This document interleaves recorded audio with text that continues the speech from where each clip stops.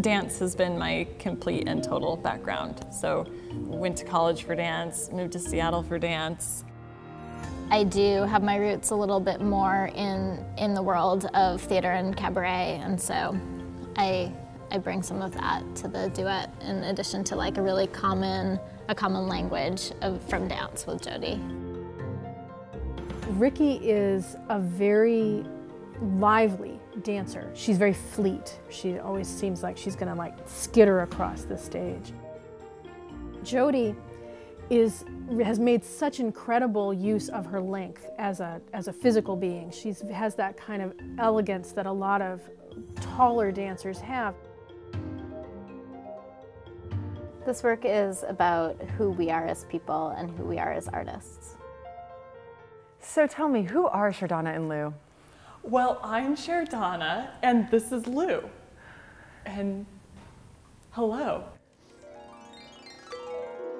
Oh my God, hi! I'm so glad to see you! What's happening? This is so exciting to see everybody. I mean, hello!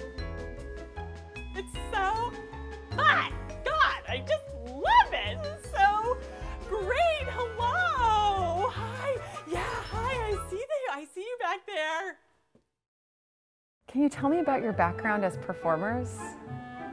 Well, we've had many backgrounds. I mean, we've done things all over the country, and the backgrounds have really varied from black to curtains, and sometimes we've used like a set sort of background. So we don't have one, really.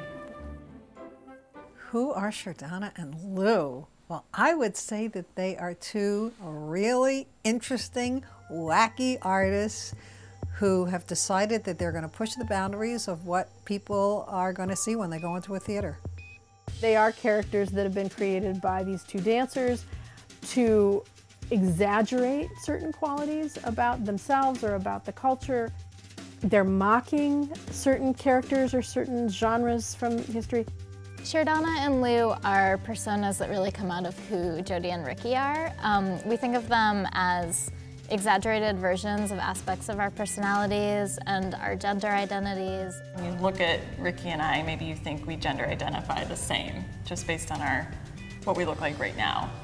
But internally, we feel different. Like I, of course, feel a little bit more like Cherdonna, and she feels more like Lou, and that's why we've gone that way. Dance matters only because it's about identity. And we have to solve identity questions before we can really look at almost anything else. We identify as queer artists, and our work is part of the history of queer art, especially in reference to our drag. So who or what inspires you? Well, I don't really want to talk about that. No, you won't, 'cause I can't make it. It was what I would really call performance art. It was a skit. There was a lot of humor, very interesting costuming, props, and very entertaining. I don't want to suggest that I don't think that what they're doing is not serious and is not meaningful, but I just don't think it's dance.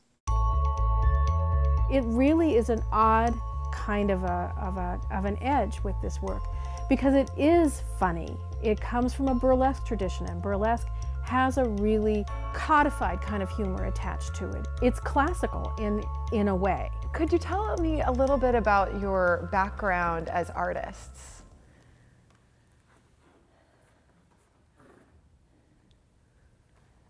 I have three basic criteria for what I consider dance.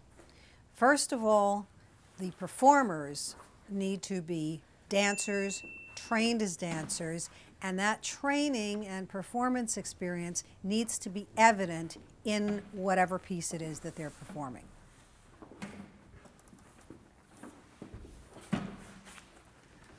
Second thing is there needs to be choreography, dance choreography, which means moves that are recognizable as dance steps. And the third thing is, in a performance, and I think this is relevant to what they're doing, in a work that has other elements of performance to it and production to it, the dancing, the movement still needs to be the predominant element? I think the Cherdonna and Lou Show is definitely dance. We use elements from other forms, and people misinterpret that as not being dance. If they say it's dance, then I'll look at it as dance. Do you know what it feels like for a girl? Do you know it feels like a girl? What it feels like in this world? I love that people have their own opinions about whether or not the Cherdonna and Lou Show is dance, because I love that that raises these questions. If I'm singing, it's dance. If I'm talking, it's still dance. It's still choreography. I've still spent just as much time deciding what all those little factors are. I do think it's really important for us to identify ourselves as dance artists so that our audience has a context. We really wanted to use the fact that gender is not binary as a metaphor for the fact that our work does not need to be put into a category. Some people identify as male, some people identify as female, some people identify as neither, some people identify as one sometimes and one the other. Identifying one way does not exclude you from identifying a different way. So we can be dance and we can be cabaret and we can be theater. When you walk out of the theater, do you feel as though you have a deeper understanding of art, of what the human mind and body can create? We do this work because it just is, I mean, it's the cheesiest idea, right? We do this work because it's what we're meant to do.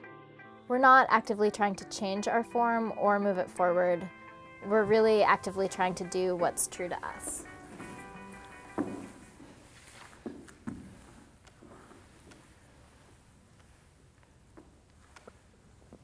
That's amazing. That's great. Thank you.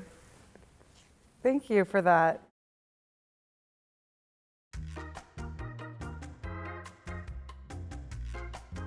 Well, that was cool. That was so fun.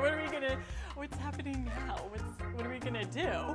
You really don't have to go yet. We can still do whatever. Do you want to watch it again? Because we can. I mean, I have nothing planned. I can do whatever. Whatever you want to do, I can do it with you over there. Really? Good. Really, you don't have to go. Okay? Stay here. It's so fun. Today is the March 5th, 2011.